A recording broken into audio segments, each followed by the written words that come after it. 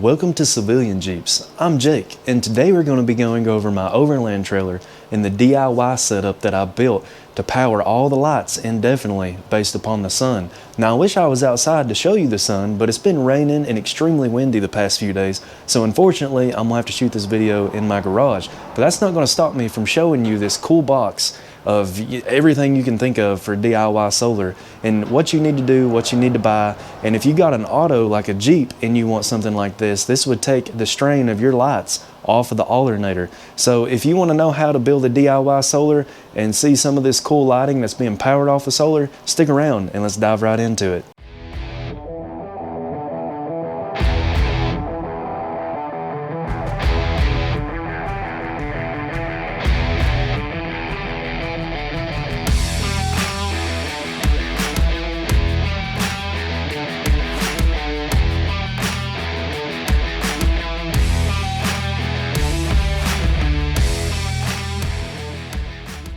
Well, this solar resides in a very cheap, very practical tongue box by Harbor Freight. Now, this box isn't anything fancy. You can get it on sale from time to time. It's around $100. I mounted it to the tongue of this trailer. This trailer used to have a spare tire that sat right here, so I know it can handle the weight because that spare tire was pretty heavy. But I've taken it off because the Jeep LJ has the same bolt pattern as these wheels and tires on this trailer, so I can just interchange those back and forth. I don't need a spare on this trailer, so I was able to mount this box for the solar. Also, this high lift box right here had little tabs that you mount the jack to or you mount the box to the jack. I cut those tabs off. Thought this is a cool little box to keep my battery monitor and my switch panel out of the elements. I'll go over that a little later in detail. But let's switch back around. So phase one of the build is I got a piece of paper, went to my kitchen table and just started drawing. Now I know this looks pretty confusing at first glance, but it's really not too bad. I knew I needed an MPPT charge controller and inverter, and I wanted parallel batteries. Now this is just a working draft of when I was ordering everything and getting everything ready. Whenever I was building this, I had these two Interstate deep cycle batteries laying around in my garage. Now I had these from a previous trailer build that I had a winch on, so I was like, I can't really afford to use lithium batteries when I have these standard wet cells just laying around in the garage. Now lithium would be better for a complete solar setup, but I had these, so this is what I'm using. These are 81 amp hour a piece batteries, and they're in parallel with this 4/0 cable, which is complete overkill. You do not need 4/0 for this, which I'll show you a chart on how you go about calculating your wire size later. But I had that laying around in my solar box. I'm not sure why, it was just there in my toolbox. So I used that. Now, these batteries, 81 amp hours a piece in parallel, gives you 162, because they're 81 a piece, 162 amp hours. And now if you were to wire these in series, it would double the voltage to 24 volts, but I still wanted to keep this as 12 volt system.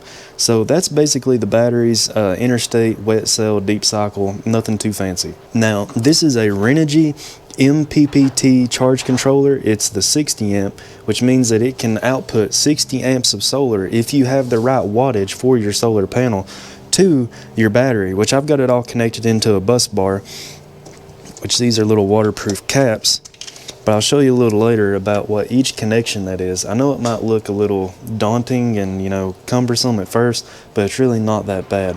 It's just this box is kind of small, so everything's just really tight together. But this system really isn't terrible as far as the amount of stuff that you need to be able to power this. Now this is a 60 amp circuit breaker. All this stuff is on circuit breakers in case of a fault or a short circuit or too much amperage going to a unit that's not really rated for it.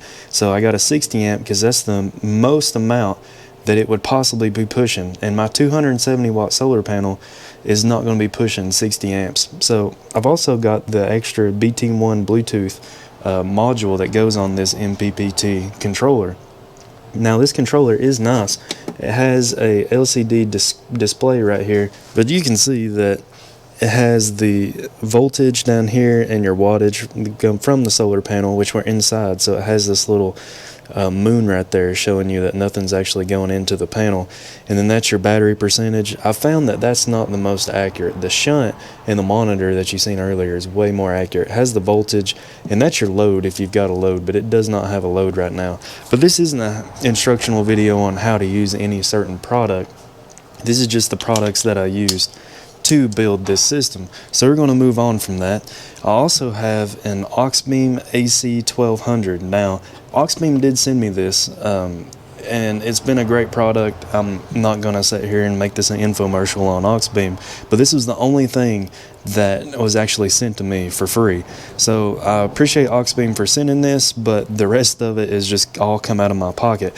So I'm not trying to go over and promote any certain product. These are just the products that I used. So that's an Auxbeam AC1200. It's a 12 gang switch panel, and it's worked great for this trailer because I have a lot of different accessories that need to be powered up and go to different functions of the trailer. Now this is a Renogy 1000 watt inverter, and it's the pure sine wave, so I'm not really worried about hooking my electronics and stuff up to this. And this is the Noco, and it's the Gen Pro 10x1, and it's a 10 amp smart controller, and I had to mount it on the lid because I was running out of room. This is the solar panel that I have for this setup, and I didn't actually buy this solar panel. I bought this FSR Odyssey tent, the 55 inch, off of Facebook Marketplace, and it had this solar panel already on it. So the solar panel, from what I've gathered and from what I've done with a voltmeter as far as checking, it's a 275 watt to about a 300 watt solar panel, and it's a 62 cell. So it's actually quite nice to be able to produce a decent amount of power for the size of the panel. Now all that's being fed through my MC4 connectors up here, and it goes along up under the tent, and I got it routed down, and it goes in back behind this box, and it goes to your MPPT panel.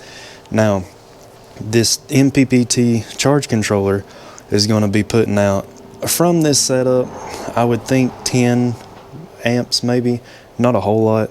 It depends on how much sun you're getting. Now the way to be able to calculate your amperage, it's your volts, it's your wattage. Now bear with me, I'm not any type of electrical engineer, I'm a land surveyor, so all this stuff I've just learned in the past 3 weeks, and I built all this. But it's the amount of watts that you have divided by your volts equals your amps. So say you have 120 watts divided by 12 volts, then you're going to have around 10 amps, because that's 120 divided by 12 equals 10. But that's just figuratively speaking, but that's how you calculate that. Now also, I'll put a chart right over here that shows you how to go about calculating your wire size, and this was absolutely a godsend on being able to calculate what size wire you need. So I mean, ultimately you won't create a fire. Now the amount of amperage that's coming into this panel gets fed through this MPPT, and it comes out over here and it goes to this bus bar. Now the items that are on this bus bar, I've got the MPPT right there, I've got my shunt power, which the shunt goes all the way over here, and this is what actually is going to control your Renogy, the actual battery monitor that I've got mounted with the high lift box over here. That's coming from the data from this shunt. Now the third thing that I got on there is the Noco battery charger. The fourth thing is the battery itself. This is the 2 gauge wire that goes all the way over here to your disconnect, and it's run into this 100 amp circuit breaker protector, and it's right there mounted to the positive on this battery. Now the fifth thing is my inverter, the power for the inverter. The sixth is my Auxbeam AC1200 over here, and then this little wire beside of it's the ignition, because typically you'd put something like this in a car, and that's how you know that you have power to the actual panel itself, is the hot ignition wire right there. Now the ground side of things, this is an 8 gauge wire that's run to the trailer for an actual solid ground to the trailer up under it, and that gives a solid point of ground as well as the battery to ground everything out for the system. Now this is the MPPT, which is the charge controller right here for solar. That's the ground for it. This is the inverter ground, And this is my actual battery ground that runs all the way over here to the shunt and then goes over to the actual negative on the battery. And then the fourth is the AC1200. Yes, this is the AC1200. It's a 4 gauge for the Auxbeam. This is the fifth. This is the inverter. And I've got 2 neutrals for the charge controller and my pure sine wave inverter that are also tied into this ground as well. So if you want to look real quick, this is the final product, and you can see that I've labeled everything. That's the only reason I'm able to tell what this stuff is. And I know it might look kind of confusing, but it's really not too terrible once you dive into it. Now, all of this has a circuit breaker, like I mentioned. This circuit breaker is for the Auxbeam. I push that button and Auxbeam AC1200 will lose all power. Now, right in behind there, if you can see it, it's a 100 amp circuit breaker under the Auxbeam, and it goes to the inverter right here. So I can hit this button down here. It's a little tight, but I can still get it, and I can flip the little lever to put the power back to it. But there's a circuit breaker for the inverter, there's a circuit breaker for the Auxbeam AC1200, there's a circuit breaker for the Renogy MPPT, there's a circuit breaker for the battery itself, and there's also a circuit breaker on the side of my charge controller over here that is a 20 amp that is for the solar panels. If you see it down there, it's kind of hard to see, but I can also turn anything coming from the solar off. So looking at this, you might have noticed that I've got little vents. The reason I've got vents is because wet cell batteries, especially when you have the lid closed, are going to produce a like a gas whenever they're being charged, and it could become explosive depending on the type of environment that you have these batteries in. And as you can see, I've shoved 10 pounds of sugar in a 5-pound sack here. So I've put these fans, I've put these I don't even know what you call them, pass-throughs, but they have the opening down here at the bottom, and I use the 3-inch hole saw. Put them in there. They should be relatively watertight because the water is going to go over them. And then I've put these USB fans that I found on Amazon, and this one pulls air in, and this fan over here pushes the air out. Now, I think that's really neat that I was able to find some USB fans because they don't produce a lot of amperage or wattage, but they move quite a bit of air. There's a lot of air flowing through the system right now, and you can really feel it being pushed out. Now, this box here has a pass-through on the back. I put 3 pass-throughs that are under this vent, and then I put another pass-through through the trailer, and then that goes around to the inside and comes through this box. Now, this Renogy charge controller is pretty neat because I can see how many volts are in the batteries. I can see how many amps are being withdrawn from the batteries. That's what the subtraction symbol right there means. And it's subtracting 16.543 watts, depending on what it is. And I can see how much percentage left is in the batteries. Now, with these wet cell batteries, I really don't want to go anywhere below about 60 to 50%, 50 to 60%, or I'll start to damage the battery. So that's the big thing with lithium. Lithium, you can go all the way down to like 20% discharge from the battery and still be able to top it all the way back up. Now, hopefully one day I can get a wet cell setup, or my bad, drop the wet cell setup, the standard wet cell setup there, and go with lithium. But for now, the wet cell is just what I had. So I have 146 amp hours left in the battery, but it is showing a down arrow, which means that it's discharging from the battery. Now, when the solar is on and we're outside, this will actually become positive, and it'll say positive like 7, 8, 9, 10 amps, depending on how many amps your solar panels are putting into your system.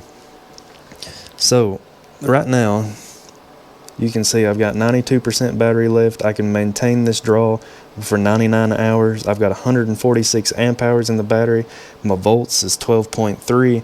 If I disconnect everything, my volts will go back up to 12.5, 12.6, just because it's got a draw on it at the moment.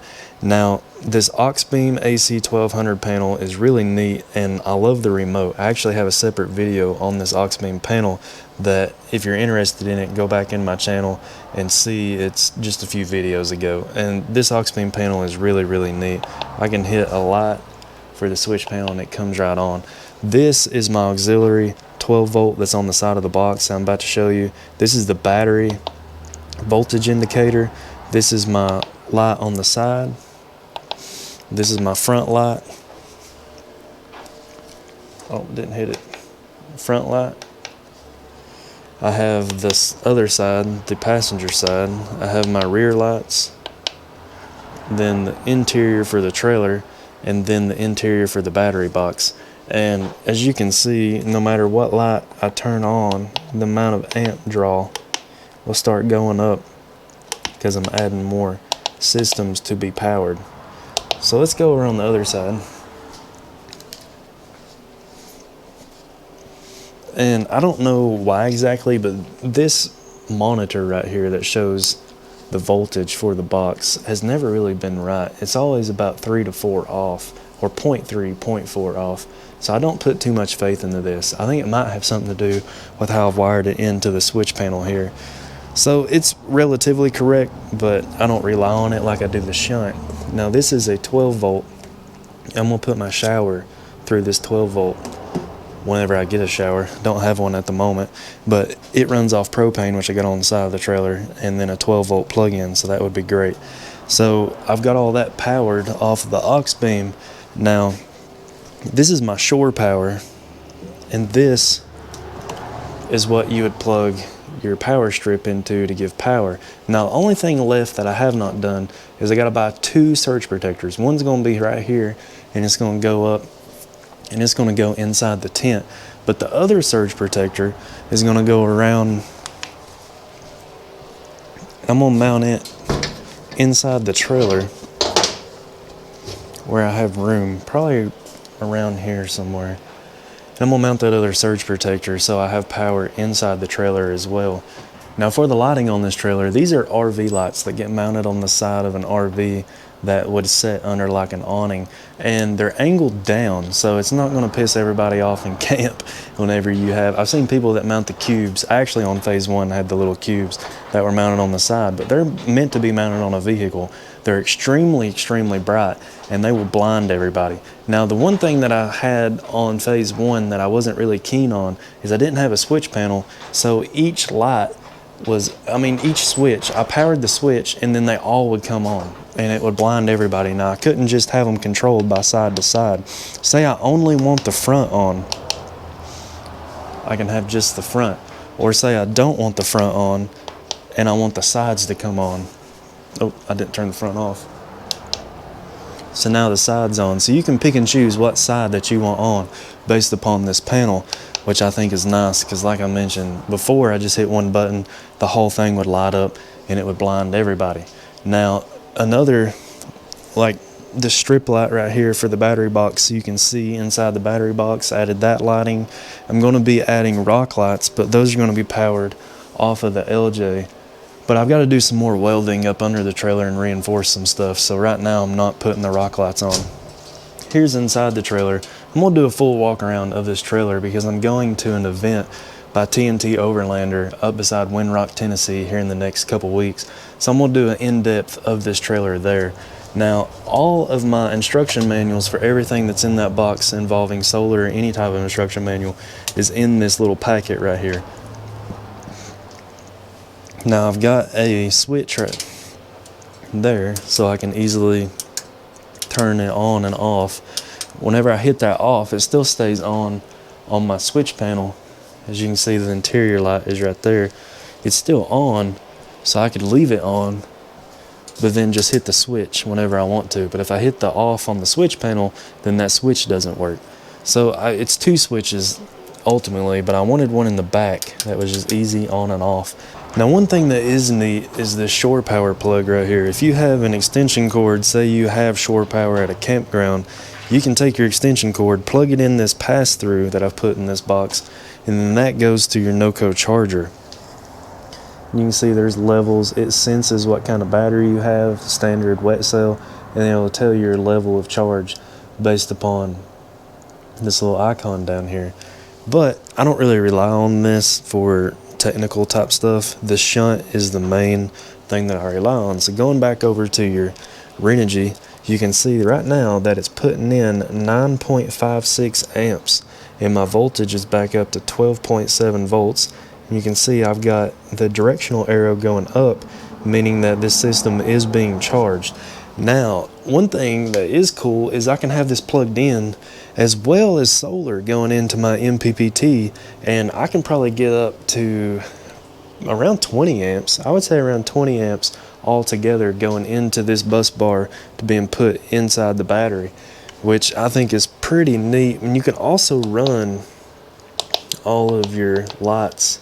It's just going to subtract from the amperage going into the battery. Now, I know this wasn't a complete how-to, like take everything apart, show you exactly where everything goes, but if you look at the schematic that I made, and you can see exactly where all stuff's going, the size gauge of wire that I used. I would like to mention that wire gets pretty expensive, especially when you get down to 2 and 4 gauge.